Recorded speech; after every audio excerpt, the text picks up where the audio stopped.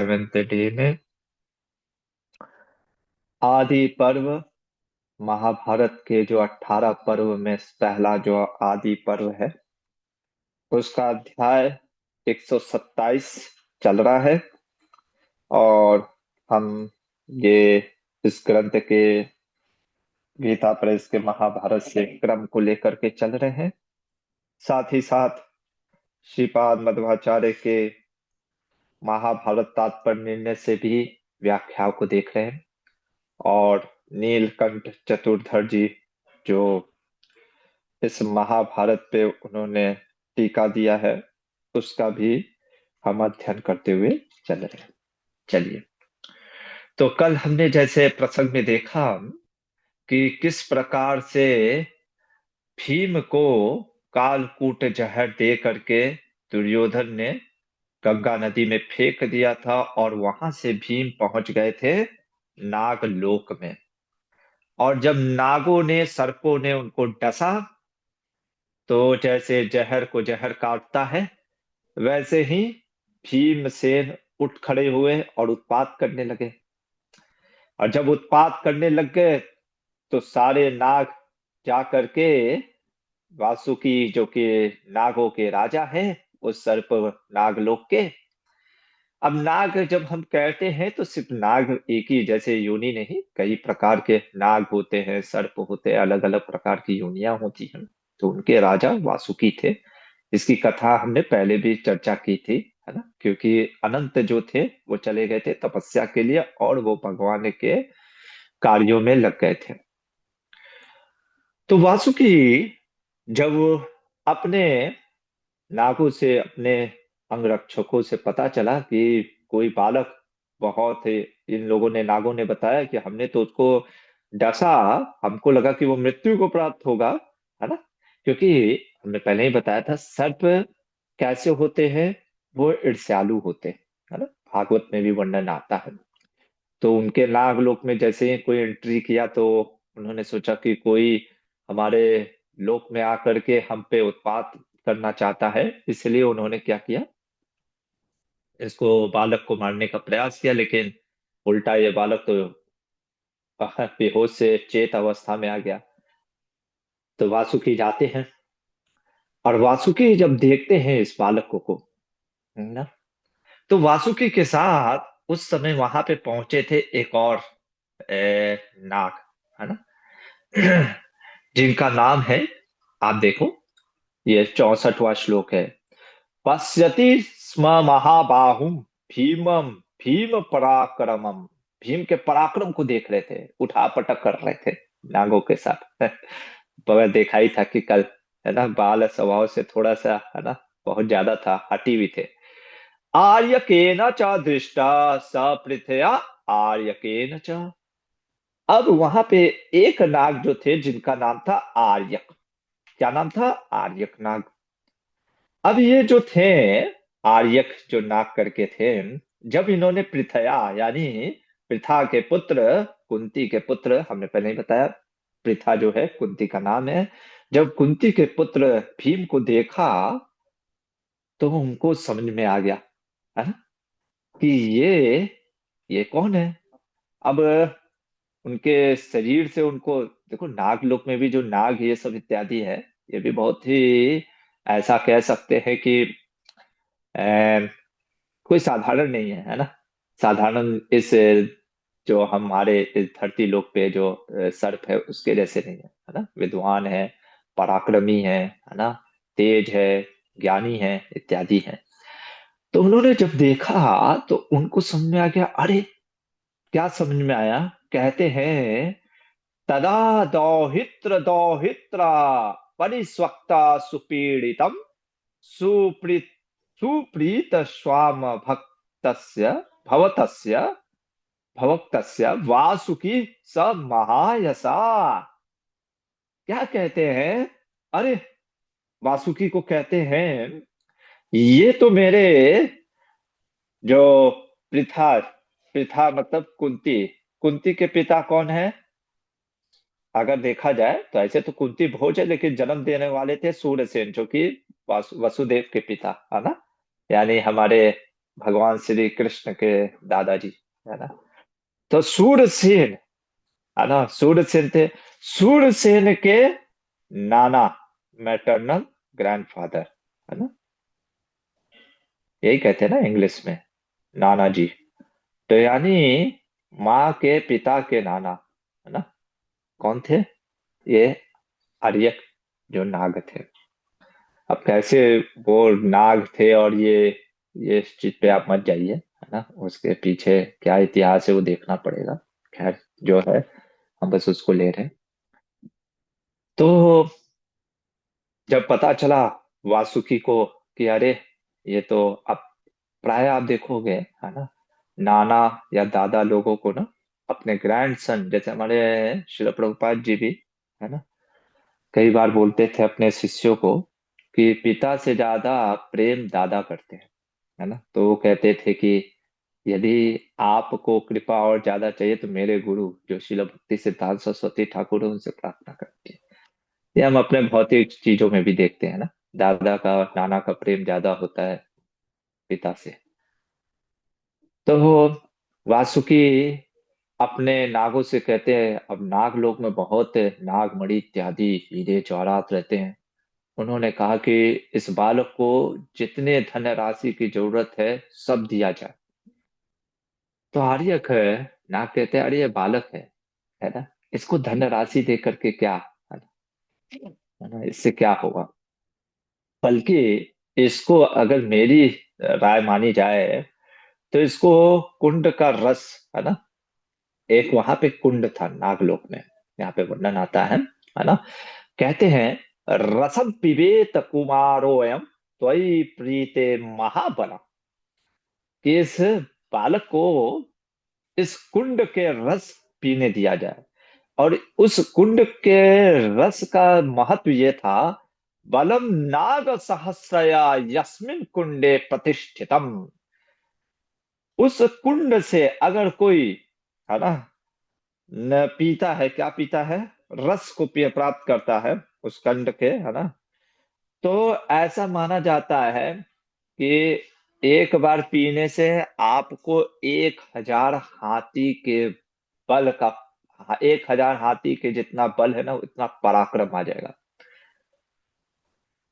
तो वासुकी कहते हैं बिल्कुल ठीक है।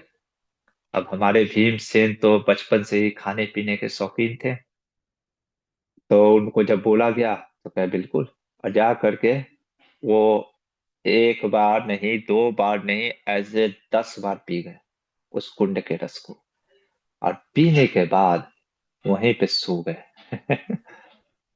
अब इधर वैशंपायन मुनि कहते हैं कि जब सारे कौरव और पांडव, है ना, जा रहे थे वापस क्रीड़ा करने के बाद, तो किसी ने सर्वे विना भीमम च पांडवा, बिना भीम के जा रहे थे। अब सबको क्या लग रहा था कि भीम शायद पहले ही पहुंच गए हैं, है ना। युधिष्ठिर तो देखिए, युधिष्ठिरस्तु धर्मात्मा हृदय विन्न पाप आत्मनि। देखिए एक क्या होता है ना, साधु व्यक्तियों की परिभाषा क्या होता है ना, सज्जन लोग का, वो सबको अच्छा समझते हैं, है ना, वो सबको अच्छा समझते हैं, क्योंकि जैसे कहते हैं ना, यथा दृष्टि तथा सृष्टि, है ना, जैसी आपकी दृष्टि होगी वैसी आपकी सृष्टि, मतलब आप वैसे ही जगत को देखोगे, है ना। तो अब धर्मात्मा थे, है ना, कौन, हमारे युधिष्ठिर महाराज, अब वो समझ नहीं पाए कि ये छल कपट इसका, दुर्योधन का, कि क्या है। तो उन्होंने सोचा कि शायद भीम पहुंच गया होगा पहले से, पांडु भी, चारों भाई जो थे, है ना, वो तो भी युधिष्ठिर की आज्ञा का पालन करते थे। अब युधिष्ठिर जब पहुंचे तो पहुंच करके बड़ा व्याकुल होने लग गए, देखा कि यहाँ पे आया नहीं है। तो अपने पास गए, अपनी माँ के पास, है ना, कहा ग तो भविता माते न पश्यामी तम सुबह, माँ आपने भीम को देखा है क्या? हमको लगा कि भीम तो पहले पहुंच गया होगा, है ना, कहाँ गया? और आपने उसको कोई कार्य के लिए भेजा है क्या? अगर मुझे तो दिख नहीं रहा है यहाँ पे, कोई कार्य के लिए भेजा क्या भीमसेन को?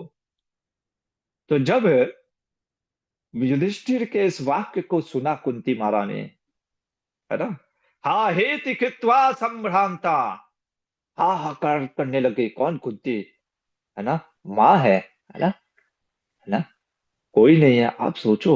वही मैं कहता हूँ ना, हम लोग थोड़ा सी चीज से घबरा जाते हैं, इसीलिए ये सब शास्त्रों को पढ़ना चाहिए। इससे क्या होता है प्रभु जी, पढ़ने से साइकोलॉजी में कहते हैं ना, जैसे आप देखना भी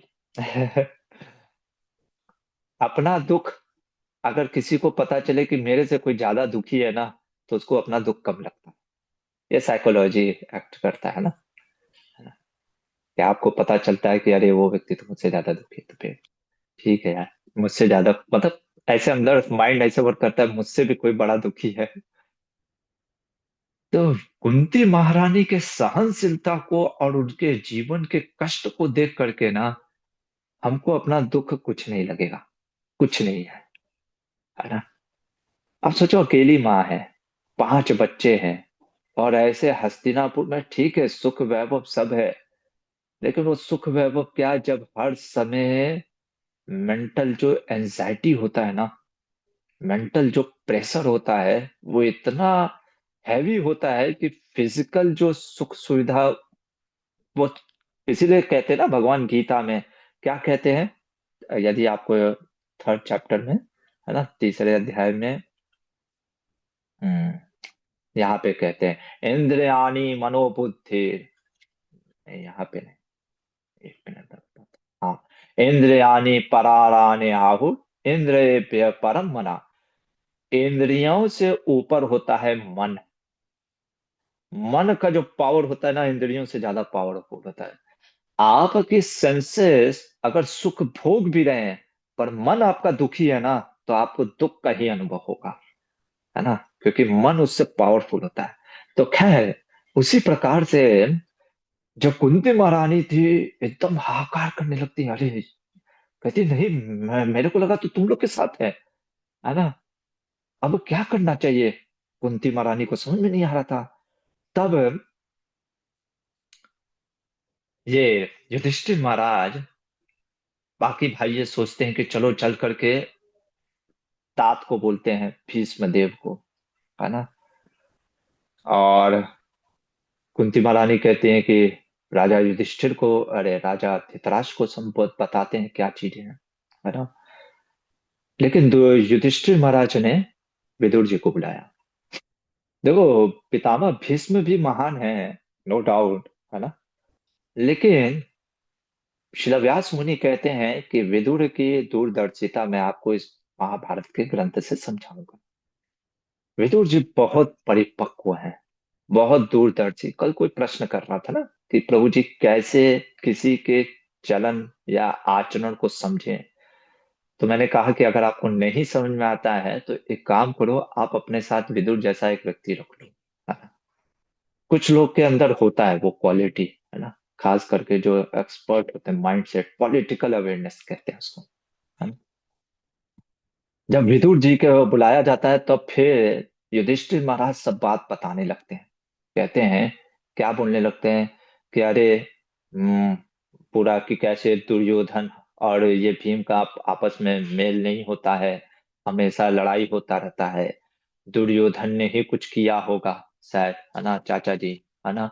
और मुझे लग भी रहा है लास्ट टाइम पे दुर्योधन भीम के साथ भी था, है ना। फिर पता नहीं क्या हुआ। तो क्या करना चाहिए, अब आप बताइए। जब इस प्रकार से बोलते हैं कौन, हमारे युधिष्ठिर महाराज, तब विदुर जी कहते हैं, विदुर जी बड़ा सुंदर वाक्य बोलते हैं, है ना। और बोलते हैं, दो दो कारण देते हैं कि क्यों हमको शांत रहना चाहिए इस समय, है ना। इसीलिए शास्त्रों को थोड़ा सा समझते हुए, पढ़ते हुए, है ना, आचार्यों के टीकाओं से भी देखना चाहिए कि क्या उसमें बताया जा रहा है ना। तो नीलकंठ चतुर्धर जी भी अपने टीका में लिखते हैं, वदस्य भी प्रतिम मन्य था, प्रत्यादिष्ट कुतो भीमम, हत्वा निसत्य पालव्य। क्या कह रहे हैं, देखो विदुर जी कहते हैं, पहला चीज कि अगर तुम जा करके बताओगे राजा धृतराष्ट्र को कि दुर्योधन ने ऐसा ऐसा कुछ किया है ना, कि शायद अब आपके पास तो पूरा प्रूफ भी नहीं है। मान लो चलो प्रूफ भी होता है ना, दुर्योधन की शिकायत आप बात करोगे धृतराष्ट्र से। राजा धृतराष्ट्र बुलाएगा दुर्योधन को, कहेगा बेटा तुमने ऐसा क्या किया भीम के साथ, बताओ भीम कहाँ है। दुर्योधन कुछ बहाना दे देगा, चार बहाना, मैंने तो कुछ किया ही नहीं, है ना, मुझे नहीं पता, है ना। अब वो रोना धोना लगेगा, या कहेगा पिताजी आप मेरे पे शक कर रहे हैं। अब राजा धृतराष्ट्र है अपने पुत्र के प्रति मोह, ये तो कोई विदुर जी जानते ही है ना, वो तो देख ही रहे हैं। होगा क्या, कुछ होगा तो नहीं। फिर धृतराष्ट्र कहेंगे अच्छा ठीक है पता करवाओ। अब इससे क्या होगा, दुर्योधन को मतलब चेत हो जाएगा कि इन लोग को, अब वो बाकी आप चारों को भी मारने का प्रयास करेगा। ठीक है, पहला तो ये। इससे क्या हो गया कि विपत्ति गई नहीं, बल्कि और विपत्ति आ गई, है ना। फिर वो आपको चारों, क्योंकि दुश्मन सतर्क हो गया ना, इसलिए विदुर जी कहते हैं नहीं, कुछ राजा धृतराष्ट्र के पास जाने की जरूरत ही नहीं है। देखो उस व्यक्ति के पास जाओ जिसके पास जाने से आपको सॉल्यूशन मिले, या उस व्यक्ति से आप अपने दुख को रो जिससे कि आपका कुछ भला हो। अब उस व्यक्ति के पास जाने से क्या फायदा, है ना, जिससे कि आपका और भी दुख बढ़ जाए, है ना। दूसरा कारण, दुश्मन, अगर शत्रु आप ही के आसपास हो ना तो बड़ा सतर्क रहना चाहिए, है ना। जब अपने ही घर में शत्रु बैठा है तो विदुर जी कहते नहीं, है ना, पहला कारण देते हैं कि दुर्योधन जो है ना, ये वो अलर्ट हो जाएगा, है ना, और वो आपको ये क्या करेगा, आप पे आक्रमण करेगा किसी तरीके से ना, वो प्रयास करेगा आप चारों को मारने का। दूसरा कारण ये विदुर जी कहते हैं कि देखो इनका उनका ऐसा कह सकते हैं कि दूरदर्शिता के साथ साथ एक श्रद्धा विश्वास की भी बात है ना। कहते हैं दीर्घायु सतत वसुता यथो वाचा महामुनि। महामुनि मतलब व्यास मुनि। व्यास मुनि ने आशीर्वाद दिया है इन बालकों को, इनके ऊपर, मुनियों के ऊपर आशीर्वाद है, अरे दीर्घायु होंगे पांडवों के पुत्र, है ना। आशीर्वाद ब्राह्मणों वैष्णवों का आशीर्वाद है, महामुनि व्यास मुनि का आशीर्वाद है ना। इतना श्रद्धा, हमने पहले ही बताया था, मध्वाचार्य बोलते भी है ना, विदुर जी का बहुत श्रद्धा है। क्यों? क्योंकि उनकी माँ का श्रद्धा था ना, जब वो संग कर रहे थे उनके साथ, व्यास मुनि के साथ। तो माँ का जो चेतना होता है वैसे ही पुत्र के ऊपर भी चेतना पड़ती है। तो इसलिए इतना श्रद्धा था कि जब उन्होंने आशीर्वाद दिया है तो कुछ नहीं होगा, है ना। इसलिए आप घबराओ नहीं। घबराने से क्या होता है ना, जब आदमी पैनिक मोड में होता है तो कुछ गड़बड़ करता है। इसलिए आप शांत रहो, मैं पता करवाता हूँ, है ना। आपको कुछ पता करने, क्योंकि विदुर जी के, मैं पता करवाता हूँ कैसे पता करवाना है क्या करना है। आप शांत रहो। आप मतलब ऐसा बिहेव करो जैसे कि हाँ ठीक है भीम इधर ही उधर कहीं खेलने गया, है ना।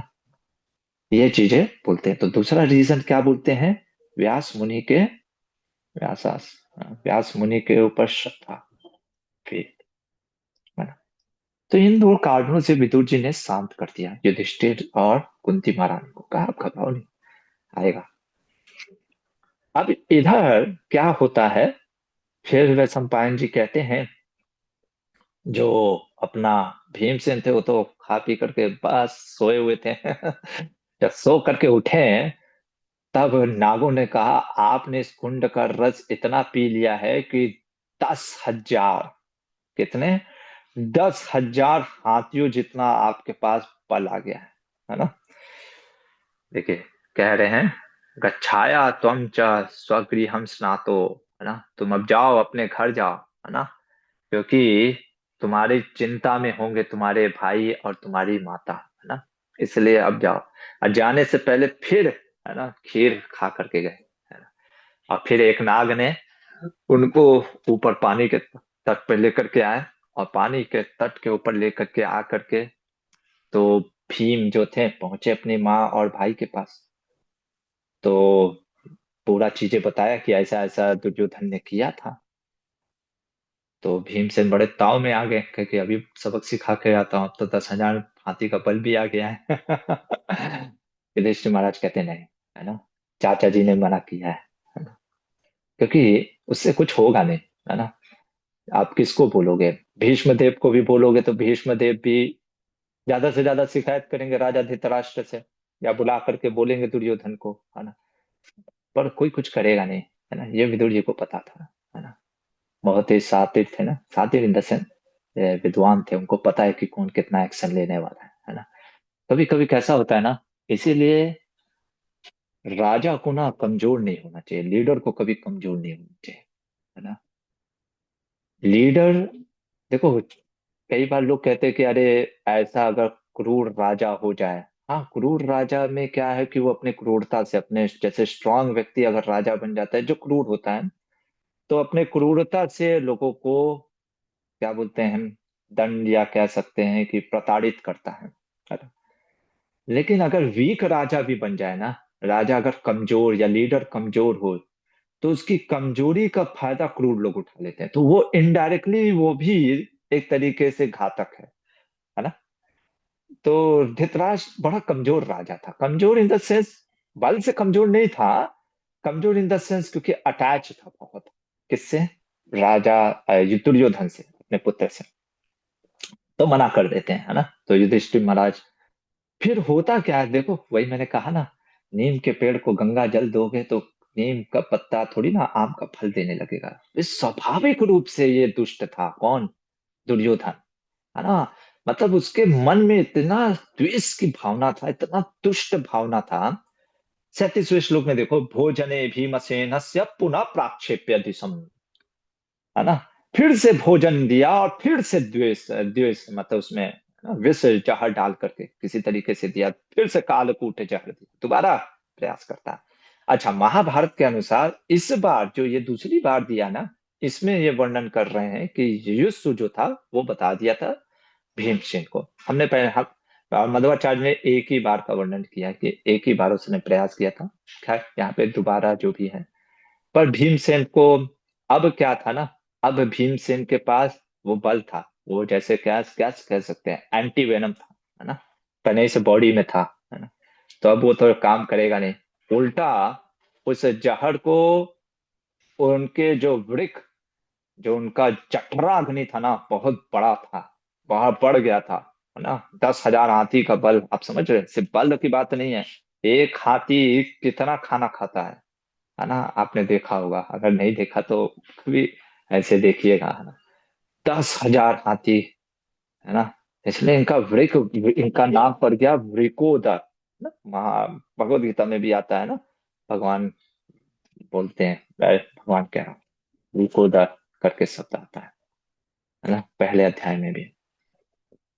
तो वृकोदर नाम पड़ गया किनका, हमारे भीम जी का, कालकूट।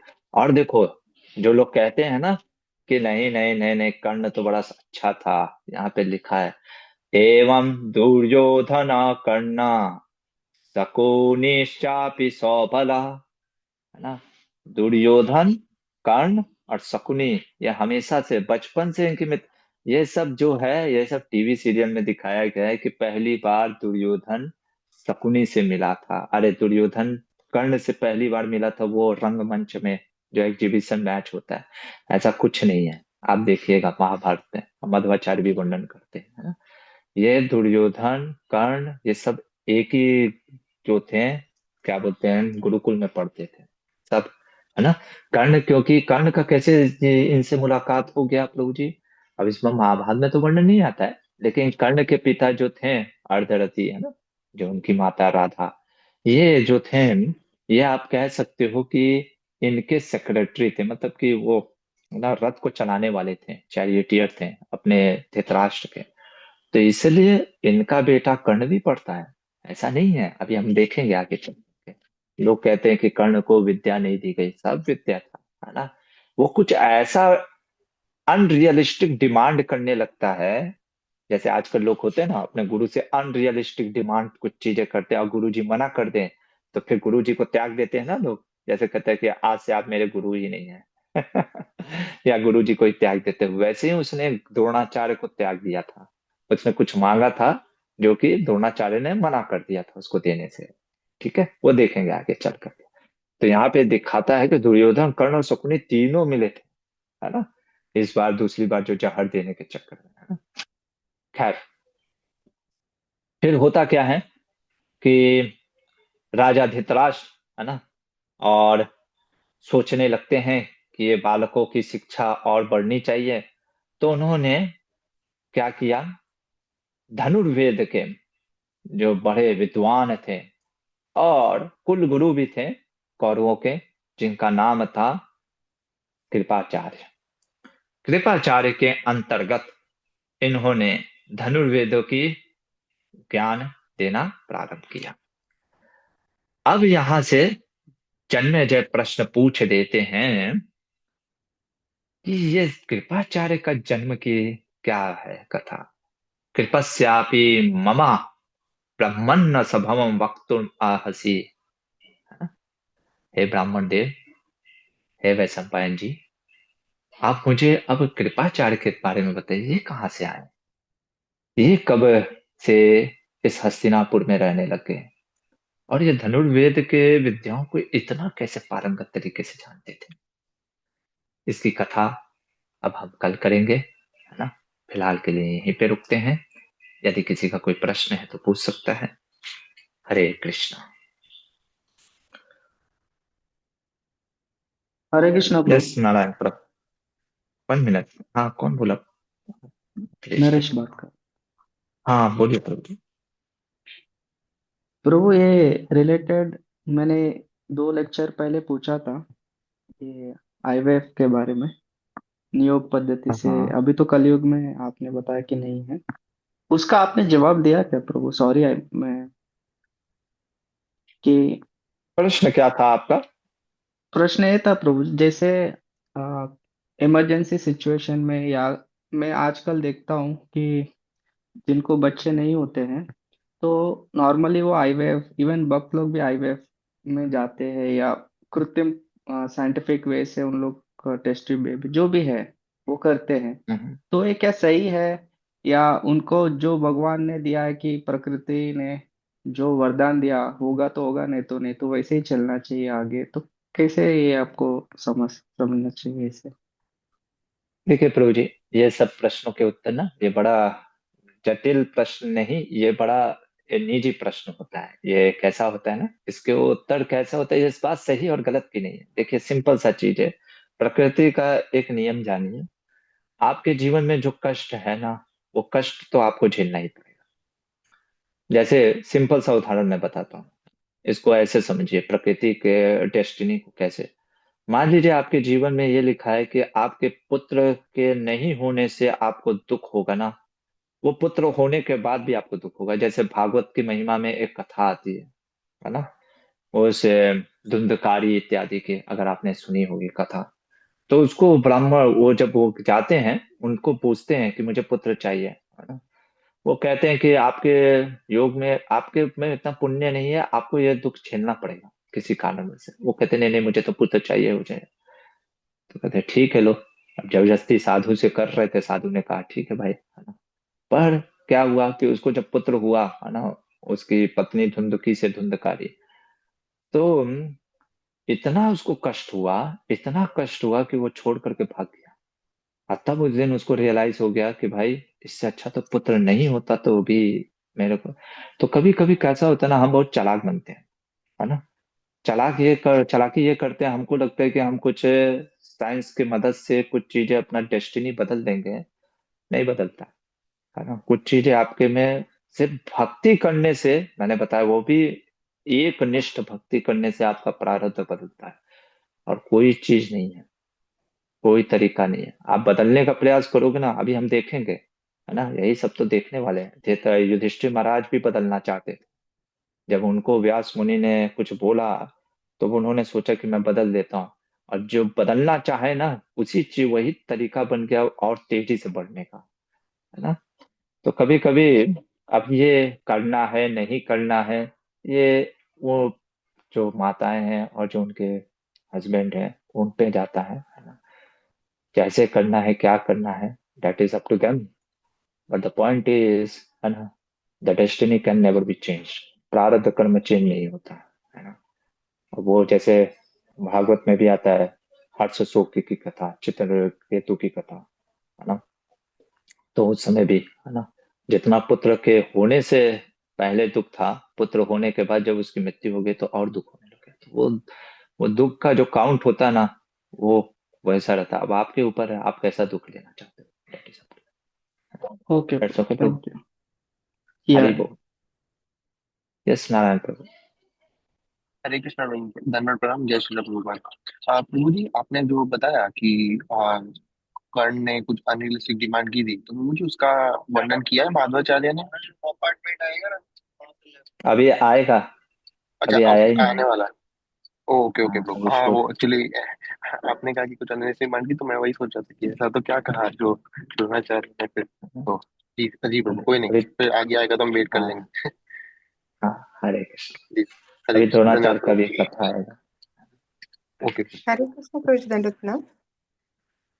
दंडक प्रणाम माता जी। हरे कृष्ण प्रभु जी, जैसे ये द्वापर युग की कथा है ना प्रभु जी, तो फिर द्वापर युग में भी ऐसे जैसा दुर्योधन का जैसे विचार थे, धृतराष्ट्र के विचार हाँ थे, ऐसे भी लोग होते थे क्या? क्योंकि युग के अनुसार उनके वर्तनुक अलग रहते थे ना प्रभु जी।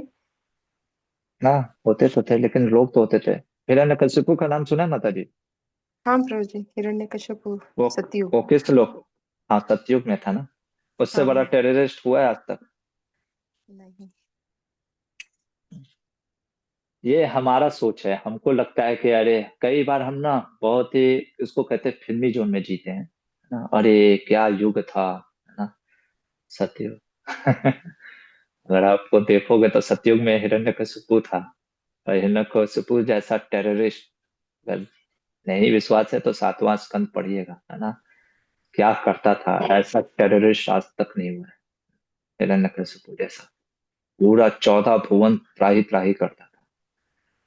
तो वो तो सतयुग में था ना। हर युग में, है ना, दुष्ट और अच्छे लोग होते हैं, ये बहुत ही जगत है, या आध्यात्मिक जगत है। ठीक है। ठीक है प्रभु, हरे कृष्णा। हरे प्रभु। दंडवत। ठीक है, यहीं पे रुक जाए या और किसी का कोई प्रश्न है? ठीक है, कल से देखेंगे कृपाचार्य के बारे में, और फिर प्रभु, द्रोणाचार्य का भी। हाँ। Bro, just one more thing, like it's definitely our choice कि कैसे डेस्टिनी होना चाहिए, आगे या प्रारब्ध जैसे है। तो मुझे ये जस्ट कंफर्म करना, कंफर्म इन द सेंस आवाज कट रहा है प्रभु जी। शास्त्र आवाज says कट रहा है। about all this. Prabhu, Hare it's a Krishna. sinful activity से अकर्म। हरे कृष्णा। हाँ हाँ, जी प्रभु जी। प्रभु, ये जो एक्टिविटीज है, ये सिंफुल एक्टिविटीज में गिना जाता है या जस्ट नॉर्मल एक्टिविटीज से it's related to your own destiny karma? क्या क्या चीज सिंफुल एक्टिविटी में प्रभु जी? हाँ, जैसे ये विच इज नॉट नेचुरल, जो आप मैंने फर्स्ट क्वेश्चन अच्छा, जो पूछा। चीज नेचुरल नहीं है वो कृत्रिम तरीके से नहीं, इट इज नॉट हाँ। नेसेसरी कि वो सिंफुल में आएगा। It hmm. डिपेंड्स कि आप किस समय क्या कर रहे हो और किस कारण से कर रहे हो। ओके। पर नियोग पद्धति को कलयुग में वर्जित कहा गया है। क्यों वर्जित कहा गया हम्म। है? क्योंकि इतना सेंस कंट्रोल किसी का है ही नहीं, है ना, कि वो व्यक्ति हम्म। सिर्फ संतान की उत्पत्ति के लिए करे, इसलिए मना किया। ठीक है। यस। इसीलिए यज्ञ ओके। यज्ञ भी इत्यादि मना किया गया है ना। यज्ञ कैसा, अश्वमेध यज्ञ, होमेर यज्ञ, है ना, इत्यादि ये सब वर्जित है। ठीक है। Okay, thank you. Hare Krishna. Hari बोल। यस, यहीं पे रुक जाए। ठीक है, फिर कल मिलते हैं। महाभारत ग्रंथ की जय। शिल प्रभुपाद की जय। हरे कृष्ण।